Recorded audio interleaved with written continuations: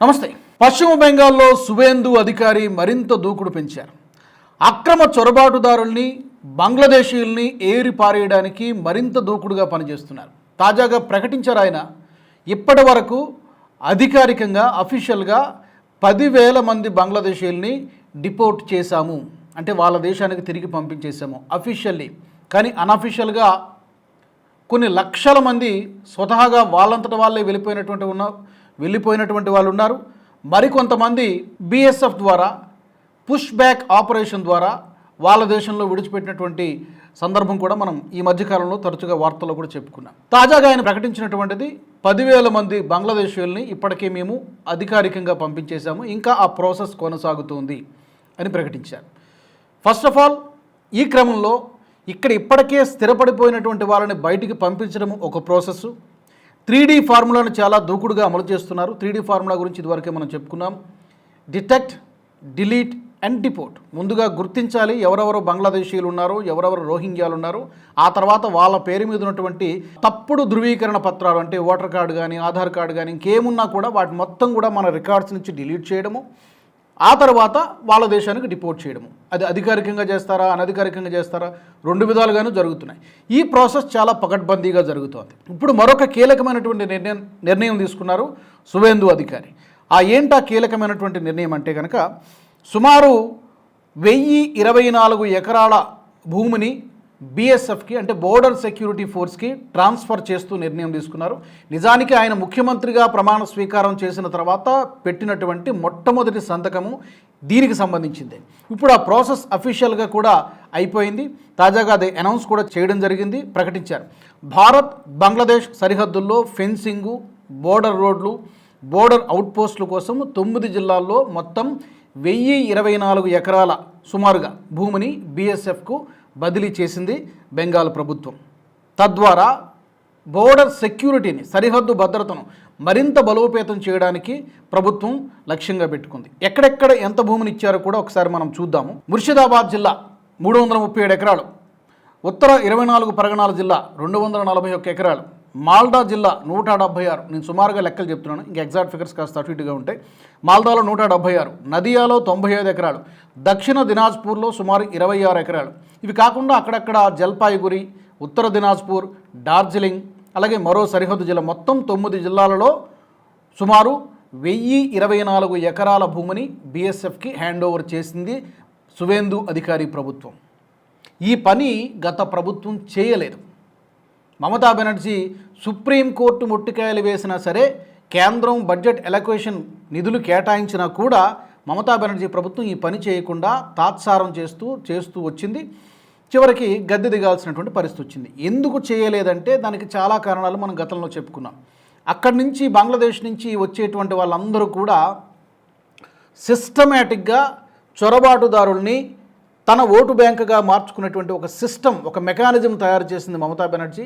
అక్కడి నుంచి తీసుకురావడము, తర్వాత వాళ్ళకి ఉపాధి కల్పించడము, వాళ్ళకి ఓటర్ కార్డులు, ఆధార్ కార్డులు అన్నీ కూడా ఇవ్వడము, వాళ్ళకి వీలైతే ఉపాధి కల్పించడము. ఈ ప్రాసెస్ అంతా కూడా చాలా సిస్టమేటిక్గా ప్రభుత్వం హయాంలోనే అనఫీషియల్గా జరిగింది. వాళ్ళని అక్కడ ఆపేస్తే ఎప్పుడైతే బోర్డర్ ఫెన్సింగ్ పూర్తి అయిపోతుందో ఇక అక్కడి నుంచి వాళ్ళు రావడం చాలా కష్టమవుతుంది. కాబట్టి ఈ పని మమతా బెనర్జీ చేయలేదు. మమతా బెనర్జీ 15 సంవత్సరాలుగా చేయనటువంటి పనిని సువేందు అధికారి కొద్ది రోజుల్లోనే చేసి చూపించారు. సో కమిట్మెంట్ అంటే ఇది, గవర్నెన్స్ అంటే ఇది. ఎందుకంటే మన సీటును కాపాడుకోవడం కోసం, మన అధికారాన్ని కాపాడుకోవడం కోసం దేశ భద్రతని, సరిహద్దు భద్రతని పనంగా పెట్టడం అంటే అది క్షమించరానటువంటి నేరం. అందుకనే ఆవిడ ఈ రోజున ప్రతిఫలాన్ని అనుభవిస్తూ ఉన్నారు. సరే, ప్రజలు తగినటువంటి తీర్పునిచ్చారు. ఇంకా ఈ తక్కువ కాలంలో ఇప్పుడు బీఎస్ఎఫ్ ఏం చేయబోతుందంటే వైర్ ఫెన్సింగ్ చేయబోతుంది, బోర్డర్ అవుట్ పోస్టులు బీఓపీస్ అంటారు అవి కట్టబోతుంది, పహారా రహదారులను నిర్మించబోతుంది, ఫ్లడ్ లైట్లు వేయబోతున్నారు, నిఘా టవర్లు, సర్వేలెన్స్ టవర్లు అంటారు అవి కూడా కట్టబోతోంది. సో బోర్డర్లో చీమ చిటుక్కుమన్నా కూడా తెలిసిపోయేలాగా బీఎస్ఎఫ్కి ఫుల్ పవర్స్ ఇవ్వడము. ఈ పుష్ బ్యాక్ ఆపరేషన్కి సంబంధించి కూడా అది కూడా నడుస్తుంది. బంగ్లాదేశ్ ప్రభుత్వము, బంగ్లాదేశ్ బీజీబీ అంటారు, గార్డ్స్ ఆఫ్ బంగ్లాదేశ్, వాళ్ళు కూడా చాలా తీవ్రంగా రెసిస్ట్ చేస్తున్నారు. పంపించిన వాళ్ళని తిరిగి మళ్ళీ వెనక్కి పంపించే ప్రయత్నం కూడా జరుగుతుంది. దీనికి సంబంధించి అటు సైనికులు ఇటు సైనికుల మధ్య వాగ్వాదాలు జరుగుతున్నాయి. బట్ ఆ ప్రాసెస్ కంటిన్యూ అవుతుంది. ఇంకా ఏమేం చేశారు, ఇంకా యూసీసీని త్వరలో అమలు చేయబోతున్నాం అని చెప్పి రీసెంట్గా అనౌన్స్ చేశారు. ఎందుకంటే మా ఎన్నికల మేనిఫెస్టోలో యూసీసీని అమలు చేస్తామని చెప్పింది చేసి తీరతాం, అతి త్వరలోనే అది మీరు చూస్తారంటూ బెంగాల్ ప్రజలకు యూసీసీ విషయంలో కూడా ఒక క్లారిటీ ఇచ్చారు సువేందు అధికారి.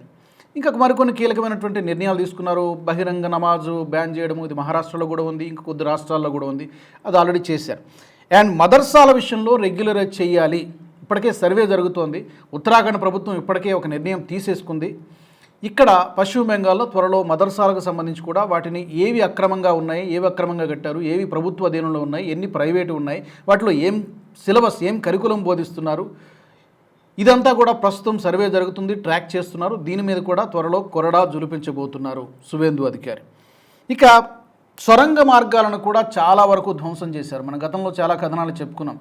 సొరంగ మార్గాల ద్వారా, నదీ మార్గాల ద్వారా బంగ్లాదేశ్ నుంచి వెస్ట్ బెంగాల్కి ప్రతిరోజు వేల సంఖ్యలో వచ్చేయడము, అక్రమంగా తరలి వచ్చేయడము, ఆ తర్వాత ఇక్కడి నుంచి అక్కడికి వెళ్ళడము, వాటి ద్వారా ఈ ఏమంటారు అక్రమ రవాణా, వెపన్స్ స్మగ్లింగ్ చేసేవాళ్ళు, ఇలా చాలా జరిగేది. ఇప్పుడు వాటన్నిటికీ కూడా చెక్ పడినట్టయింది. ఈ యొక్క బోర్డర్ని పూర్తిగా టైట్గా మూసేయడంతో అక్రమ వలసలు, పశువుల స్మగ్లింగ్, డ్రగ్స్ రవాణా, నకిలీ కరెన్సీ, హ్యూమన్ ట్రాఫికింగ్ కూడా జరిగేది ఈ సొరంగ మార్గాల ద్వారా. ఒకటి కాదు, అన్నీ ఈ వెస్ట్ బెంగాల్ కేంద్రంగా మారింది. ఇప్పుడు వాటన్నిటికీ కూడా అడ్డుకట్ట పడబోతోంది. వీలైనంత త్వరగా యుద్ధ ప్రాతిపదికన ఈ బోర్డర్ని సీల్ చేయబోతున్నారు. ఇక మిగిలింది ఏముంది అంటే డెఫినెట్గా యూసీసీ ఒకటే ప్రధానంగా చర్చ జరుగుతుంది. అది కూడా త్వరలోనే అమలు చేయబోతున్నాం అని చెప్పి ఇప్పటికే సువేందు ప్రకటించారు. ఇక ఆయుష్మాన్ భారత్ను ఆల్రెడీ అమలు చేశారు, గతంలో మమతా చేయలేదా పని. ప్రభుత్వ ఉద్యోగాల వయో పరిమితిని కూడా పెంచారు, గత ప్రభుత్వం చేయలేదా పని. న్యాయ సంహిత బిఎన్ఎస్ని అమలు చేస్తున్నారు, ఈ పని కూడా గతంలో మమతా బెనర్జీ చేయలేదు. దేశంలో అంతర్భాగం అయినప్పటికీ కూడా మాదొక ప్రత్యేక దేశంలాగా బిహేవ్ చేసింది వెస్ట్ బెంగాల్ మమతా బెనర్జీ ఆధ్వర్యంలో. ఇప్పుడు పూర్తిగా గవర్నెన్స్ మారిపోయింది, పద్ధతులు, బెంగాల్ రూపురేఖలు కూడా మారిపోబోతున్నాయి. ఇప్పుడు బెంగాల్ ప్రజలు ఇలాంటి గవర్నెన్స్ కదా మాకు కావాల్సింది, ఇలాంటి పరిపాలన కదా మాకు కావాల్సిందని చెప్పి సువేందు అధికారికి హ్యాట్స్ ఆఫ్ చెబుతూ ఉన్నారు. మరి త్వరలోనే అక్కడ యూసీసీ కూడా అమలు జరగాలని మనం కూడా మనస్ఫూర్తిగా కోరుకుందాం. Not only in west Bengal, దేశవ్యాప్తంగా అన్ని రాష్ట్రాల్లో యూసీసీ అమలు చేసి తీరాల్సిందే, రాజ్యాంగం చెప్తోంది. గతంలో అంబేద్కర్ గారు కూడా చెప్పారు. ఇప్పుడు మరి బెంగాల్లో కూడా అతి త్వరలో అది రాబోతోంది. దీనికి సంబంధించి సువేందు అధికారి పరిపాలన పైన మీ అభిప్రాయం ఏంటి? ఈ తక్కువ కాలంలో అతను చేసినటువంటి పనులు సంతృప్తికరంగానే ఉన్నాయా, ఇంకేమైనా కొత్తగా చేయాల్సినటువంటి ఉన్నాయా? తప్పకుండా మీ అభిప్రాయాన్ని కామెంట్ సెక్షన్లో పెట్టండి. ఈ వీడియో మీకు నచ్చినట్టయితే లైక్ చేయండి, 10 మందికి షేర్ చేయండి. అలాగే కామెంట్ల రూపంలో మీ అభిప్రాయాలను మాతో పంచుకోండి. Nationalist hub group of channels ను సబ్స్క్రైబ్ చేసుకుని తెలుగునాట జాతీయవాద జర్నలిజాన్ని ప్రోత్సహించండి. ఈ వీడియో కింద ఉన్న బెల్ ఐకాన్ పై క్లిక్ చేయడం మర్చిపోవద్దు.